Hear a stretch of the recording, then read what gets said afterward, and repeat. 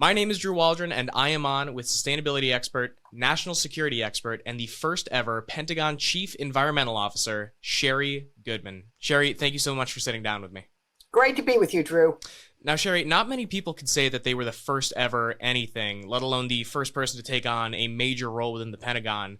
For those who are unaware of your work, what did your work within the Pentagon and the Department of Defense entail? Well, the military is the world's largest industrial organization, and it's also the nation's second largest landholder. So managing large industrial organizations means cleaning up pollution, complying with environmental laws and regulations, also protecting the natural resources that are part of military training areas around the country and overseas. And it also means conducting sustainability and environmental cooperation with our allies and partners around the world. And could you explain the link between climate change and U.S. national security? Because I feel like a lot of people don't think that two ideas are linked. How do both of those things intertwine in your world? Well, I describe climate change as a threat multiplier for national security in the sense that climate change acts to increase threats in volatile regions of the world. And so it increases all the other threats we already face.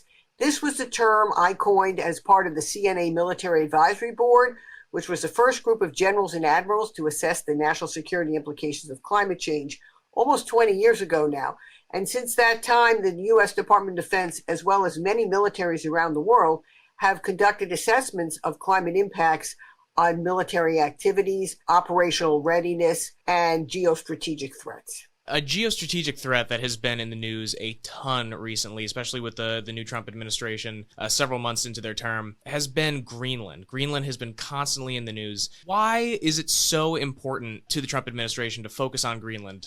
Well, Greenland is symbolic of a changing Arctic region, changing both because of climate change. It's really ground zero for rising temperatures, retreating sea ice, and thawing permafrost, which has enabled a region that was long frozen and accessible mostly to the people who live there and to the submarines that are thought of in the hunt for Red October, U.S. and Soviet submarines, and missile and space defense. But now you have a whole new region that's opened in our lifetime that's become more navigable with resources, energy, minerals, and potentially future other types of commercial activity. And we also have a Russia that's been very aggressive against Ukraine, and we've seen spillover of Russian aggression against our Arctic allies and neighbors in the high north, Norway, Sweden, Finland, all now part of NATO. And we've also seen increased interest in China and many other countries in the Arctic. At the same time,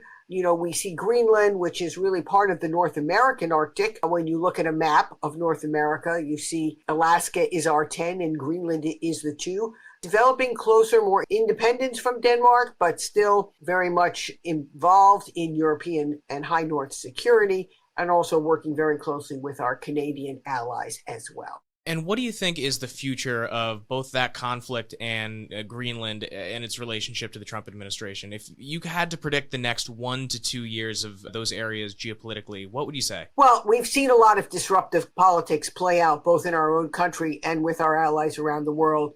And Greenland is part of that disruption. There are some various futures one could think of. I think it's most likely that Greenland continues on its current path towards greater independence and increased commercial and other business activity. As Greenlanders themselves say, we're open for business. We're not open for sale. I was in Greenland last summer, and you're on the front lines of a changing climate. The Great Greenland Ice Sheet is melting at a very rapid rate. The melting of the Greenland Ice Sheet, as well as the melting of the Antarctic, parts of the Antarctic Ice Sheet, those two alone could raise global sea levels by feet in coming decades. So there are very serious climate consequences to the changes that are happening, of which Greenland is emblematic.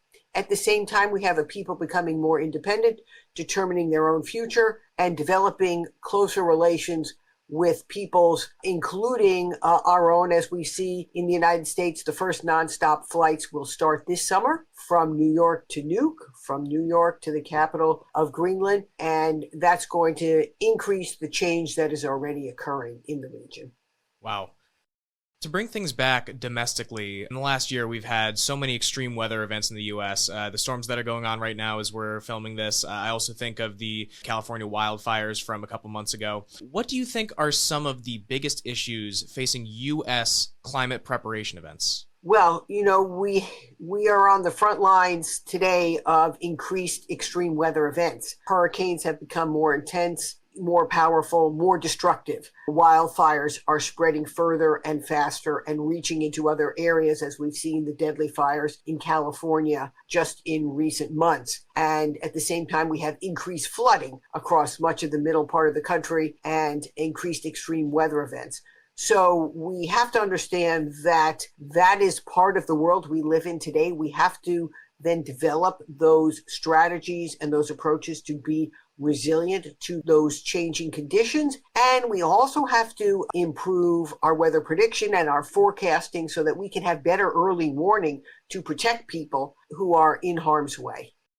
Now, to bring it to a completely different topic, when you speak publicly, you're speaking to all these different corporations and organizations, and you're often speaking about the topic of leadership. What advice about leadership do you find yourself giving out the most? Well, I find that problem sets that seem new really come around again many times. The tensions that we see today, between, let's say, climate and protecting our national security, they're really not in tension, but sometimes they appear to be. 25 years ago, it was thought that we couldn't both protect our natural environment and address our military readiness, and we found that in most cases, we really could. So I think the best leaders, and I've had the privilege of working with many great military leaders throughout my career, the best leaders first know how to motivate their people, but they also know how to address a set of complex issues to ensure that they can reduce risk and achieve the mission, whatever that mission is. And while our threats have changed to our national security and to our natural security in many ways, with the changing climate, the things we need to do to be resilient and to reduce risk are often similar. We need to have the best people. We need to have advanced technologies, need to remove barriers that prevent us from getting to those advanced technologies or buying the better systems. And we have to think smart. We have to use all forms of power, all forms of our power, from our military power, economic, our diplomatic, and our environmental authorities in order to achieve the best outcomes for Americans today. Very well said. Sherri, we have time for one more question, and the question I want to end on is the fact that geopolitically, the news always seems so negative. Any international news always seems so negative and pessimistic. So I want to ask you, what are you optimistic about? Well, Drew, look, I'm going to put this in historical context because I am the daughter of Holocaust refugees. My parents narrowly escaped from Nazi Germany in the late 1930s, and they were among the fortunate few who were able to make a home in America and live the American dream. I still think that's possible for my children and for future generations. I think that despite all the challenges we face today, we are a great country. We've seen many dark clouds on the horizon in the past. And while there are many challenges today, I think it's also possible in a historical context to realize that we can, as Americans, use our innovation, rely on our democracy and the tenets of our democracy and our people to protect us for the future. Very well said. That is going to conclude our conversation with Sherri Goodman. Sherri, thank you again for your time. Thank you, Drew.